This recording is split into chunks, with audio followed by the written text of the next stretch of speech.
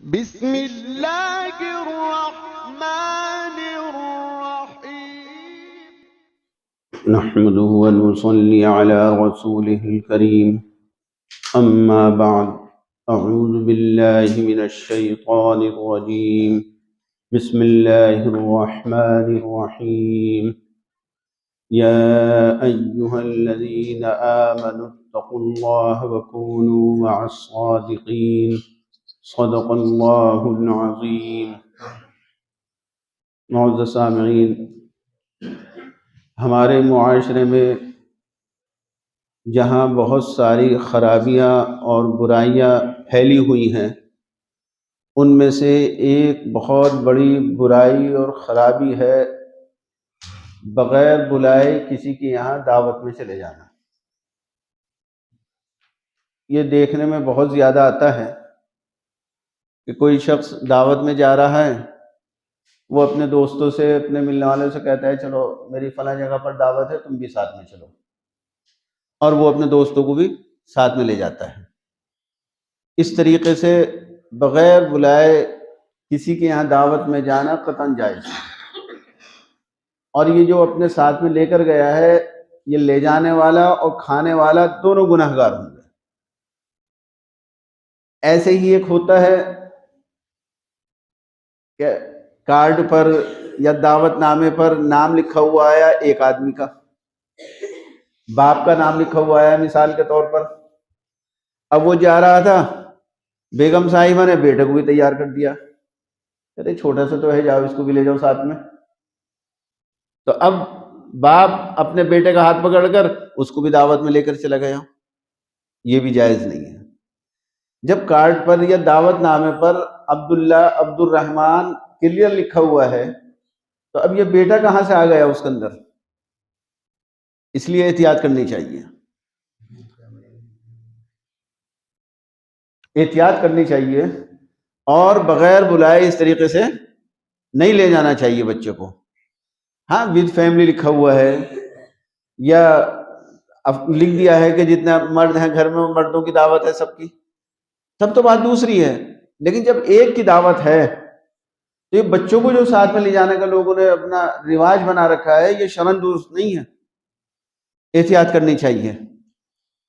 ایسے ہی ایک اور دیکھا گیا ہے کہ جب کہیں خاندان میں، رشتہ داروں میں کسی بڑے گھرانے میں شادی ہونے والی ہوتی ہے، اور معلوم ہوتا ہے بڑا زوردار فنکشن ہونے جا رہا ہے، سواستی گارڈن میں ہے، اور بڑے اہتمام ہو رہے ہیں، بہت بڑے پیمانے پر شادی ہو رہی ہے، تو اب کیا کرتے ہیں لوگ؟ اپنے رشتہ داروں کو بلا لیتے ہیں اپنے گھر پہ کہ آ جاؤ، ایک آدھ دن پہلے ہمارے گھر پہ آ جاؤ، جب ہم شادی میں جائیں گے تو تم ہمارے ساتھ میں شادی میں چلنا۔ کہہ دیں گے کہ بھائی ہمارے گھر میں بہن آئی ہوئی تھی، ہمارے گھر میں فلاں آئے ہوئے تھے، لہٰذا جب ہماری دعوت تھی تو جو گھر میں تھے وہ بھی سب آ گئے ساتھ میں۔ یہ بھی درست نہیں ہے، بن بلائے مہمان، یہ کیا طریقہ ہے کہ بلایا نہیں گیا، آپ کو مدعو نہیں کیا گیا، اور آپ دوسرے گھر پہ جا کر کھانا کھا رہے ہیں؟ تو یہ بالکل شرعاً درست نہیں ہے، اس سے بہت زیادہ احتیاط کرنی چاہیے۔ ایسے ہی ایک چیز ہے کہ آپ اگر کسی کے دسترخوان کے اوپر بیٹھے ہوئے ہیں، تو آپ دسترخوان کے اوپر بیٹھنے کے بعد کسی دوسرے سے نہیں کہہ سکتے آئیے آپ بھی لیجئے کھائیے۔ دسترخوان کے اوپر جو کھانا آپ کے سامنے رکھا گیا ہے، وہ صرف آپ کے لیے مباح قرار دیا گیا ہے، جائز ہے کہ آپ اس کو کھائیں، آپ اس کا مالک نہیں ہیں، آپ جتنا کھا سکتے ہیں کھائیے، آپ کو مالک نہیں بنایا گیا کہ آپ دوسروں کو مدعو کریں کہ آئیے آپ اس کو آپ بھی کھانا کھا لیجئے۔ بھئی آپ کون ہوتے کہنے والے تو کسی دوسرے کو؟ میرے شیخ محی سنہ حضرت مولانا شاہ ابرار الحق صاحب نور اللہ مقدہ بار بار اس بات کے اوپر توجہ دلایا کرتے تھے، منع فرمایا کرتے تھے کہ بھئی دسترخوان کے اوپر بیٹھ کر آپ دوسروں کو مدعو مت کیجیے، اور فرمایا کرتے تھے حتیٰ کہ مہمان کے لیے یہاں تک بھی جائز نہیں کہ دسترخوان کے اوپر بیٹھ کر کے میزبان کے بچے کو کوئی ٹکڑا اٹھا کر کے دے،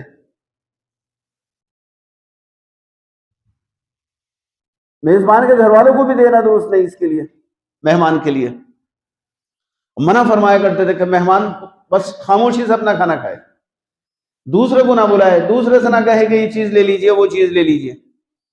ایک بہت عبرتناک واقعہ میں آپ کو عرض کرتا ہوں، سن 96 میں جب میں مظاہر العلوم سہارنپور پڑھ رہا تھا دورہ حدیث شریف میں، رجب کے مہینے میں تقریباً حضرت ہردوئی کا آخری سفر ہوا ہے تھانہ بھون کا. سن 96 میں رجب کے مہینے میں آخری حضرت کا زندگی کا سفر ہوا ہے تھانہ بھون کا. 5-6 دن حضرت کا قیام رہا تھا. حضرت کو آئے ہوئے بھی تھانہ بھون 2-3 دن ہو گئے تھے، لیکن رجب کے مہینے میں چونکہ دورے کے اسباق بہت زیادہ ہوتی ہیں، مغرب کے بعد بھی سبق پڑھاتی ہیں ساتھ ساتھ، تو طبیعت میری اس قدر بے چین ہو رہی تھی اور میں پریشان ہو رہا تھا کہ بتائیے تھانہ بھون میں حضرت تشریف لائے ہوئے ہیں میرے، اور میں یہاں سہارنپور میں ہوں اور حضرت سے ملاقات کے لیے نہیں جا پا رہا. اتفاق سے اساتذہ وہاں سے ملاقات کے لیے جا رہے تھے مظاہر سے، تو میں نے تحریر لکھ کر کے بھیج دی تھی حضرت کو کہ حضرت آپ سے ملاقات کے لیے تو بہت دل چاہ رہا ہے، لیکن میرے اسباب بہت زیادہ ہو رہے ہیں، بالکل موقع نہیں مل پا رہا ہے کہ میں تھانہ بھون آپ سے ملاقات کے لیے حاضر ہو پاؤں. جمعرات کے دن انشاءاللہ جب عصر کے بعد سبق کی چھٹی ہو جائے گی تو انشاءاللہ میں حاضر ہوں گا اور پھر جمعے تک قیام کروں گا. حضرت کو میں نے لکھ کر کے بھیج دیا. اتفاق سے جمعرات کے دن بھی جب عصر میں چھٹی ہوئی، شیخ یونس صاحب سبق پڑھا رہے تھے، حضرت نے اعلان کر دیا کہ آج مغرب کے بعد بھی سبق ہوگا. میں نے کہا لیجیے یہ بھی ختم کہانی. اب پھر مغرب عصر کے بعد بھی نہیں جا سکا. مغرب کے بعد حضرت کا سبق ہوا رات عشاء تک، اور جب عشاء کے قریب سبق بند ہونے لگا حضرت نے پھر اعلان کر دیا کہ صبح 9 بجے پھر سبق ہوگا جمعہ کے دن بھی. پھر اور پھنس گئے. بتائیے بے چینی بڑھتی چلی جا رہی ہے، اور صرف ایک جمعہ بیچ میں ہے اور اس کے بعد میں حضرت تشریف لے جائیں گے واپس. تو بالکل 9 بجے میں تیار ہو کر کپڑے وپڑے پہن کر درس میں پڑھنے کے لیے گیا. 11 بجے حضرت نے سبق بند کیا، بس کتاب بند کرتے ہی فوراً تھانہ بھون کے لیے روانہ ہو گیا. جمعے کی نماز جا کر حضرت کے ساتھ میں پڑھی، اور نماز سے فارغ ہو کر حضرت جب کمرے میں تشریف لائے تو میں ساتھ ساتھ حضرت کے کمرے میں آ گیا. اور بھی کچھ حضرات تشریف لے آئے تھے. تھوڑی دیر تک سب بیٹھے رہے، حضرت باتیں کرتے رہے، کچھ نصیحتیں فرماتے رہے سب کو. وہاں تھانہ بھون کے میزبان نے آ کر اعلان کیا کہ بھائی حضرت کے کھانے کا ٹائم ہو رہا ہے، تمام حضرات سے درخواست ہے آپ حضرت باہر تشریف لے جائیں. تو بس یہ سننا تھا کہ دھیرے دھیرے سب لوگ اپنا جتنے بھی کمرے کے اندر آ گئے تھے حضرات وہ سب نکلنے لگے. اب دیکھیے وہ منظر کیسا منظر ہے. چونکہ میزبان مجھ کو تو جانتے نہیں، اور بھائی طالب علم آدمی ہماری کیا حیثیت تھی، ایک طالب علم کو کون جانے، انہیں کیا معلوم کہ یہ حضرت کا کتنا قریبی ہے، حضرت کا کتنا مقرب ہے، حضرت کتنی اس سے محبت فرماتے ہیں، یہ خادموں میں سے رہا ہے حضرت کے. لیکن وہ پہچانتے نہیں تھے بیچارے. اب میں حضرت کے چہرے کو دیکھ رہا، حضرت نے نہیں فرمایا کہ تم بھی کھانا کہیں کھانا ساتھ میں. اور اگر حضرت ذرا سا اشارہ میزبان کو کر دیتے اور بتلا دیتے کہ بھئی یہ ہردوئی کے طالب علم ہے اور یہاں دورہ کر رہے ہیں اس سال سہارنپور میں، اب یہ ملاقات کے لیے آئے ہیں، یہ بھی ساتھ میں کھانا کھائیں گے، تو یقیناً میزبان بہت خوش ہوتے اور فوراً کہتے کہ ہاں حضرت ضرور کھلائیے ساتھ میں کھانا.